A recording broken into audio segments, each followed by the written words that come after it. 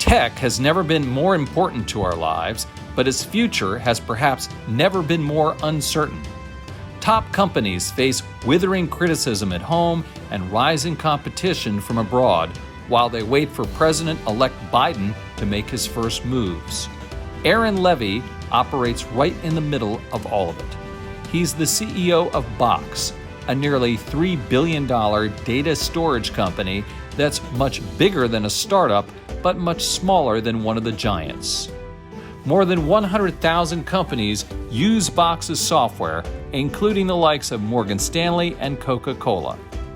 In recent years, Levie has become one of the most outspoken CEOs in Silicon Valley, driving discussion on issues from immigration to big tech.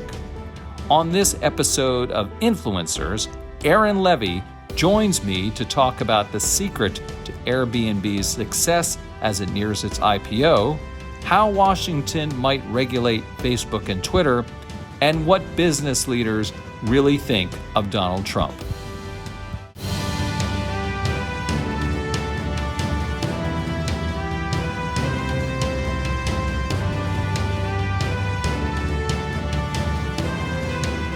Hello, everyone. Welcome to Influencers. I'm Andy Serwer, and welcome to our guest, Aaron Levie, co-founder and CEO of Box. Aaron, great to see you. Hey, good to see you, Andy. So first of all, for those people who aren't familiar, why don't you tell us a little bit about Box, what you do, and how you make money? Yeah, so we started Box 15 years ago, really with a very simple premise, which was we wanted to make it easy and secure for people and businesses to access all of their data, all of their information from any device, anytime, anywhere. And so we built this secure platform to help enterprise manage their most important digital assets and content. And we've been now doing this for about 15 years. We have over 100,000 customers globally. We're in about 70% of the Fortune 500, and enterprises pay us a monthly subscription fee or annual subscription fee to be able to use our software and store and secure all of their data. So subscription business, people love that. Yes. How's it been during COVID-19? Are you one of those stay-at-home trades, or how's that working out? Yeah, so I think it's been an interesting journey. We started our company on the premise that people wanted to be able to work from anywhere and be able to access information from anywhere. We obviously never would have imagined that a pandemic would actually drive the acceleration and ubiquitous sort of adoption of this type of technology. But that's sort of the environment that we've been in, where companies globally have been adopting video conferencing solutions, new communication platforms like Slack and others, as well as more modern ways to manage their digital content and digital information. So there's been a lot of growth in the business, especially in the enterprise segment. At the same time, of course, there's been challenges because you have small businesses that are dealing with a lot of difficulty in their businesses. You have some sectors of the economy that are harder hit and are dealing with the COVID crisis in unfortunately worse ways. So it's been a little bit of a mixed bag, but we have been able to grow pretty quickly with our enterprise customer base. Oh, interesting. So I want to ask you about cybersecurity this year and how that threat has influenced the business, and how are you trying to mitigate that? How much is that something that you have to worry about every single day? Yeah, so cyber is sort of core to what we do. We hold and we manage and we store some of the most sensitive data in the world, from everything from pharmaceutical companies that are working on a new drug and doing clinical research, all the way to banks that are collaborating with their most important clients, to media organizations that are working on film scripts and a new launch to a new film. So our platform has to be able to secure that information, and our companies, the companies that use Box, look to Box to be able to help them really stay secure in the digital age. So security is incredibly important to our strategy. You guys went public in 2015, I believe, Aaron, and it's been a successful company, a trajectory, although profitability has been a little bit elusive. Talk to us about what you're doing to achieve that.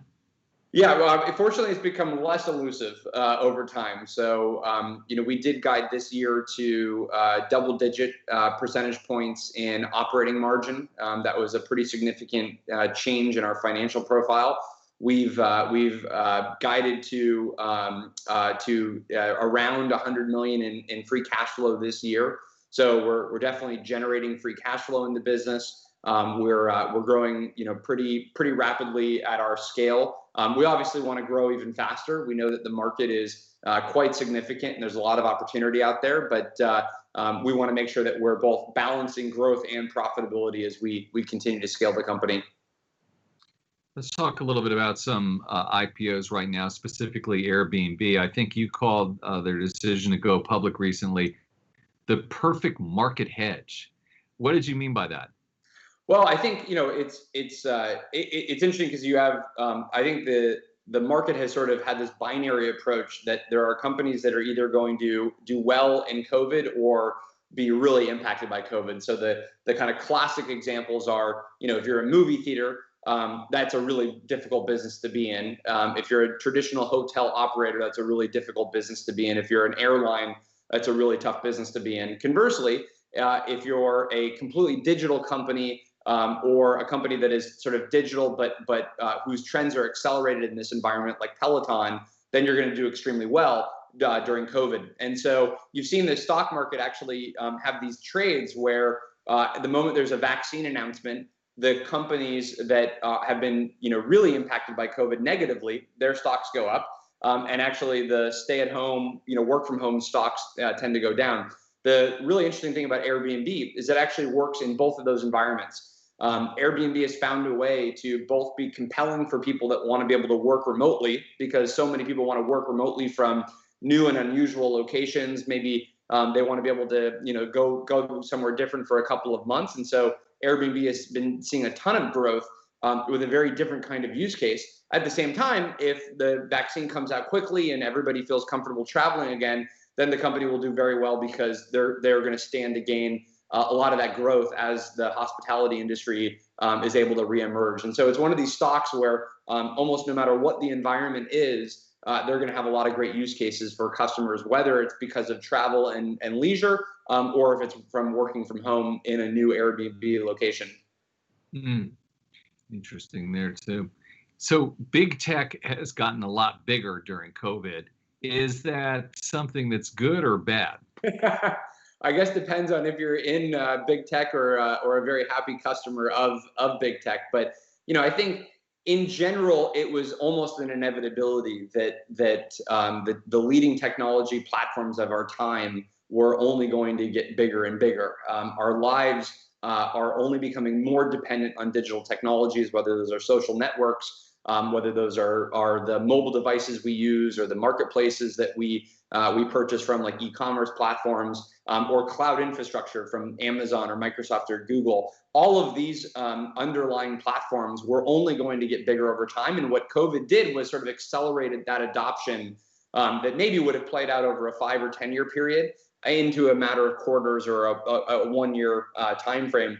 But I don't think that acceleration is either good or bad. I think that it's going to cause us to ask questions about, how should we regulate these platforms in the digital age? We already knew that these were the most powerful platforms in our lives and in the economy. Now the question is, what type of regulation is going to be required to keep these companies in check, to make sure that we protect consumers, to make sure that there's fair and open competition within these ecosystems. And these are going to be really important questions, obviously, for the Biden administration, for Congress in the coming years. And it'll be really interesting to see, like, where do we actually end up in from a regulation standpoint. I think for the most part, we've sort of treated this as a kind of a one size fits all type of issue where, the conversation is, we break up big tech. I tend to think that's probably not the right solution for a lot of the issues that we deal with.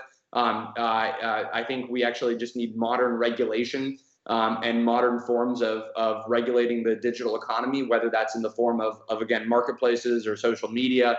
But I don't think the issue is necessarily just the size of these companies in terms of their market caps or their revenue. I think it's really the powerful position that they play in our daily lives today. And we need modern forms of regulation to ensure that these platforms are being used appropriately and being run, for the good of consumers. Hey, Aaron, can I ask you to drill down into that a little bit? Do you have any specific ideas as to how that can be accomplished? I think the part of the issue is that if you look at how these congressional hearings have played out, they've combined companies like Amazon, Apple, Google, and Facebook into one conversation. And the reality is that the issues that each of those companies are dealing with from a competitive standpoint or their position of power are completely different, right? For Facebook and Twitter, the issue is around the information that we see, the censorship or lack thereof in some cases, and how do we make sure that we are ensuring that the right kind of information is being spread on those platforms, and we don't get disinformation, and we don't end up having harmful information spreading on those platforms. The way you would regulate that is entirely different from how you would regulate Apple or Amazon because of the success that they have as a at-scale marketplace. And so, for instance, probably in something like Facebook or Twitter, we need regulation that maybe looks more like when we had seatbelts become law. Like, what do we do to protect consumers, and how do we have guardrails in these platforms, as opposed to somehow breaking up these companies is going to be the solution to this. So I think on social media, we need one set of regulations that deal with the spread of information. In terms of large marketplaces, I think the question is, are these platforms so powerful that they can stamp out competition in an unfair way that would obviously raise antitrust concerns? And what are the rules then of how those marketplaces need to be regulated and governed? And I think what we need is modern digital approaches to that, as opposed to taking laws that were written for the 1800s or the 1900s and trying to apply them to the 21st century. One defense the CEOs of these companies make, Aaron, is that, boy, if you fetter us in any way, hinder us in any way, we won't be able to compete against China. And so it's in the national interest to leave us the heck alone. Do you buy that? Well, I'm of two minds on this issue. I actually think that I think it's a great example of American ingenuity and of capitalism that you actually have trillion-dollar companies that have been able to build amazing products that we all love and that we consume every day. It's the reason that we can do this Skype call right now. Is it's the MacBook that it's the Mac that I'm using. It's the cloud technology from Microsoft that we're using. It's the internet and fiber that was built out because of people wanting to invest in that infrastructure. So I actually think that the size of these companies isn't really the problem.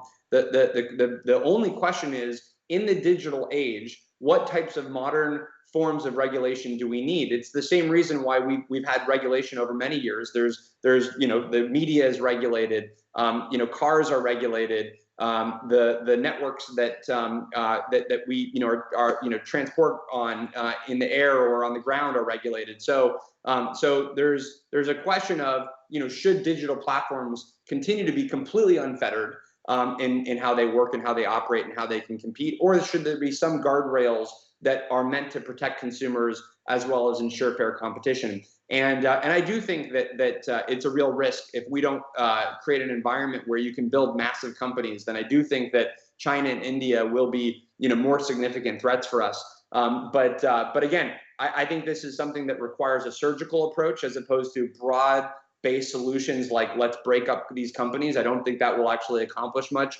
And I think that's more of a distraction than the underlying issue. Do you have any idea of how the Biden administration is considering moving forward on this front, both with regard specifically to the tech companies and with regard to that relationship to China?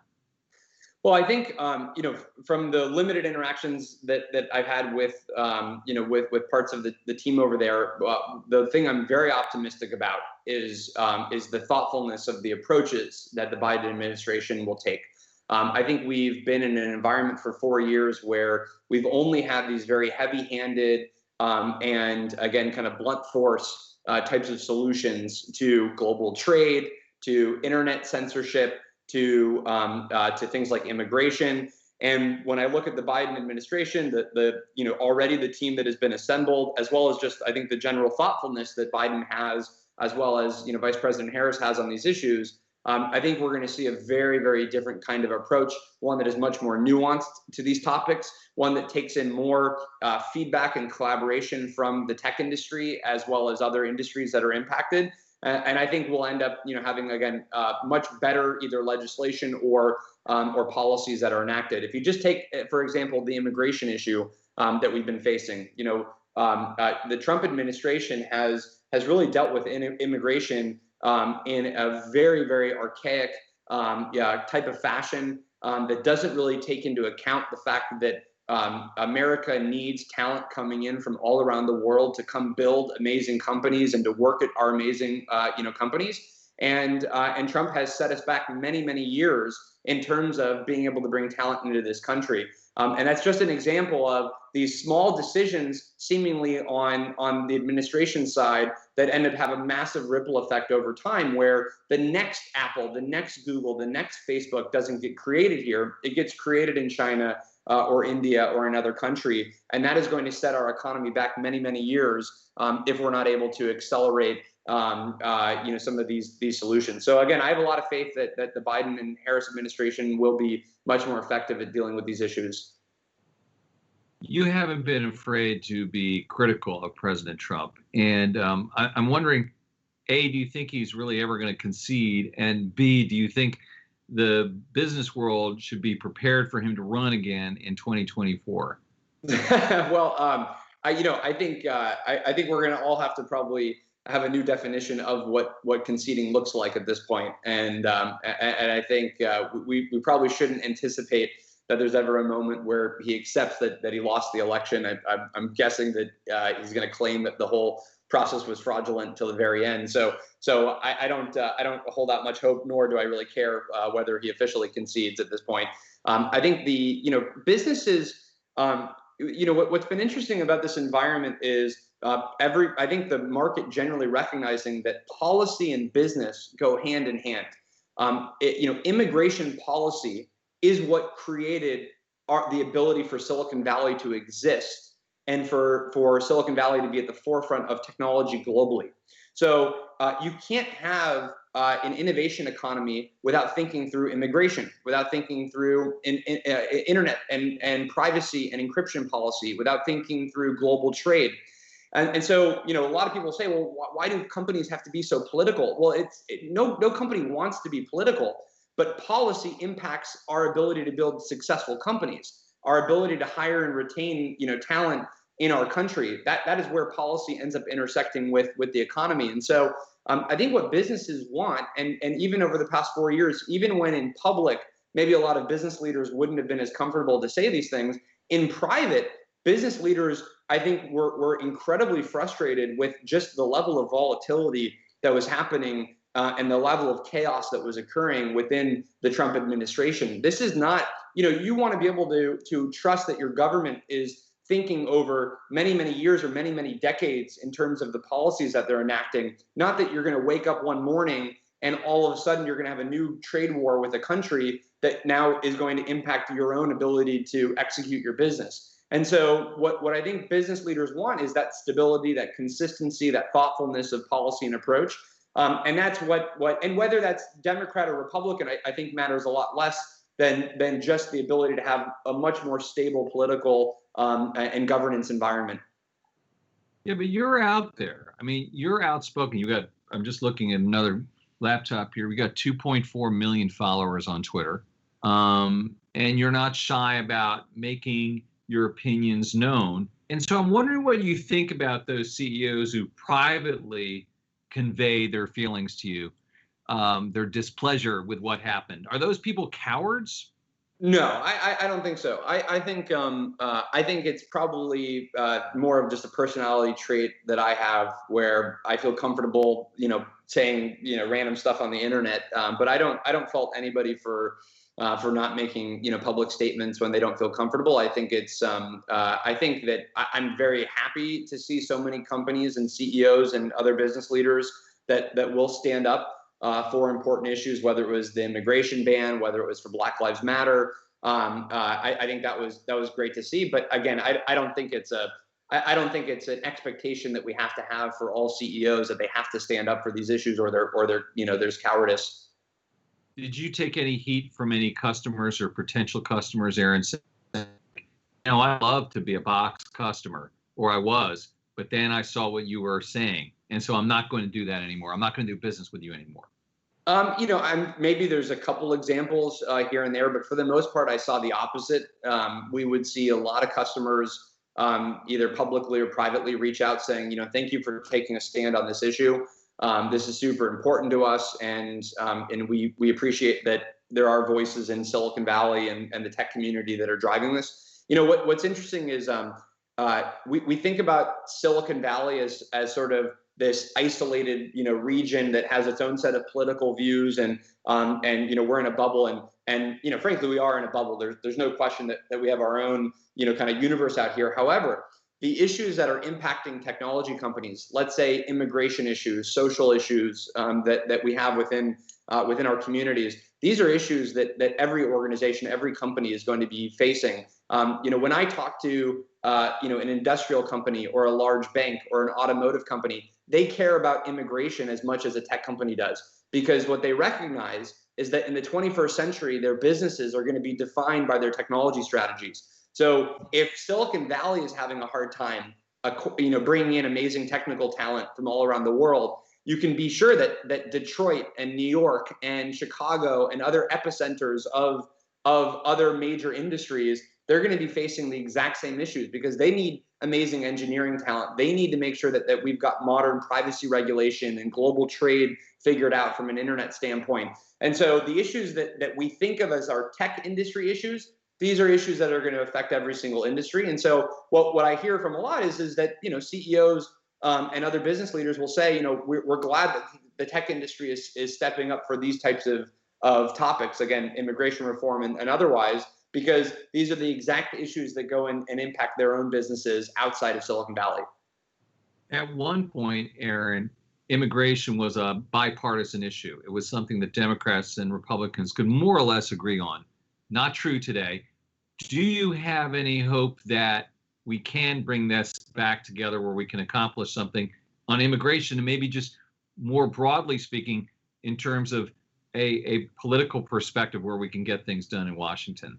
I think on the broad-based political point, it's that one is way above certainly any of our pay grades to try and figure out. I think that's it's super difficult to imagine that all of a sudden Congress becomes very functional and great relationships. You saw Marco Rubio's tweet today, already attacking obviously very high quality cabinet members from the Biden administration. So that's not a great sign that things have gotten any more collaborative within this transition period.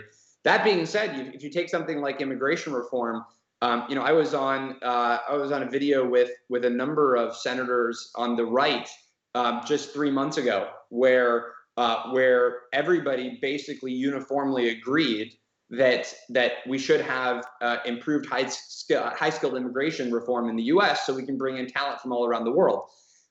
So the only reason that that's not taken up as a topic is that it was politically not expedient if you went and actually tried to bring this up as an issue, because the Trump administration had that as one of their biggest issues, was making sure that they don't talk about or solve any issues on immigration reform. So what I'm hopeful for is that that hopefully more rational behavior, more objective approaches will start to take form under the Biden administration, and that we do get more collaboration within Congress. But I'm certainly going to be cautiously optimistic on that front.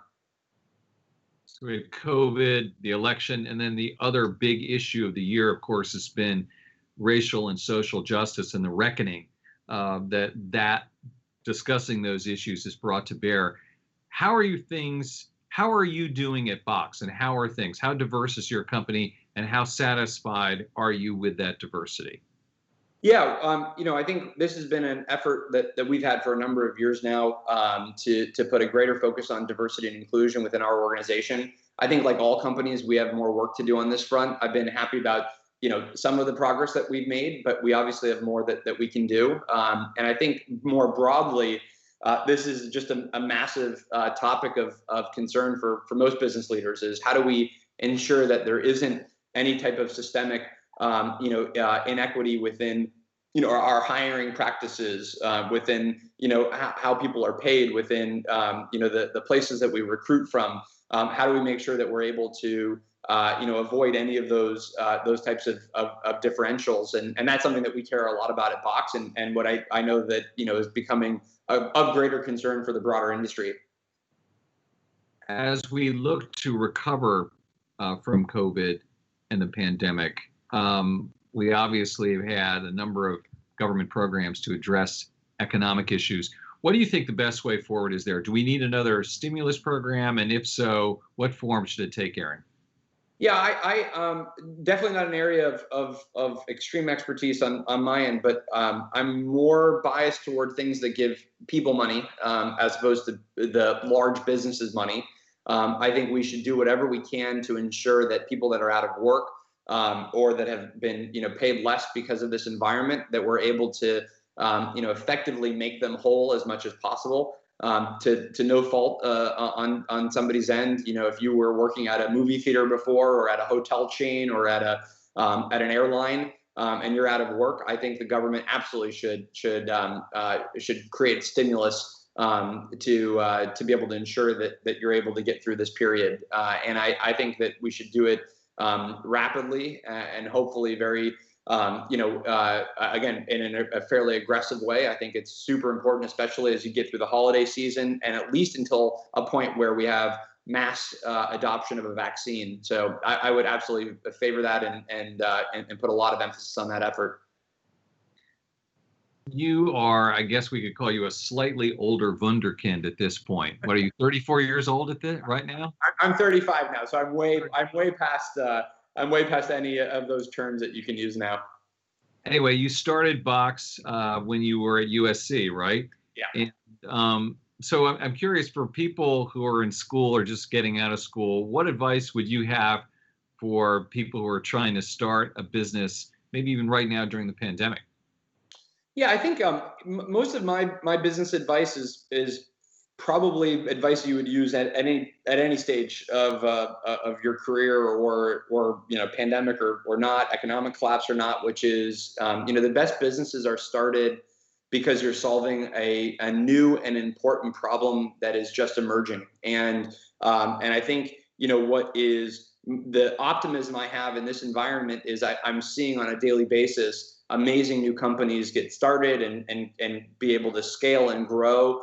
Because there's an all new set of problems that are emerging. What social distancing has created is a new set of problems and issues that consumers and businesses are dealing with, whether it's new technology for remote work, whether it's new consumer services that help people be entertained or communicate. I think there's all new types of companies and opportunities that have just emerged right now. So ultimately, my advice is you have to find problems that are just emerging, that people care about, and are a big enough problem to warrant a new solution to those problems. And when you find that magic sort of section of the Venn diagram, that's where great entrepreneurial endeavors exist. And before Box, I had many companies that failed miserably, and it's because I didn't find a new problem that was important, that was just emerging. And when we got very lucky with Box, that the right time, we started the company at the exact right time for when this idea of accessing data from anywhere was emerging, and we had the right solution at the right moment. But really, there is never a bad time to start a company. But there are plenty of but yet that all means that you have to have the right idea at that time. And finally, Aaron, what about the future of Box? It's kind of a medium-sized tech company right now, I guess you could say. And some people have said, "Wow, you got to become an ecosystem and a mega platform to survive." So, where do you see the company going forward over the next several years? Yeah, so we're super focused on our core vision that we started the company with. We believe that with billions of people globally working on digital technologies to be able to collaborate, to be able to share, whether that is they're making a movie, they're serving a client, they're launching an ad campaign, they are building a new car or a new consumer product. They're going to need technology that helps them collaborate and manage their most important digital assets in a secure way, in a way that is real time, in a way that lets them share across all of their partners and their colleagues. So our job is just to continue to build the best platform that helps people manage their digital content wherever they're working from and whoever they're working with. And so that problem has only increased in terms of importance and in terms of the challenge that businesses are facing. And our job is to make sure we continue to build the best platform that helps our customers solve those problems. Okay, Aaron Levie, co-founder and CEO of Box. Thank you so much for your time. Thanks, Andy. You've been watching Influencers. I'm Andy Serwer. We'll see you next time.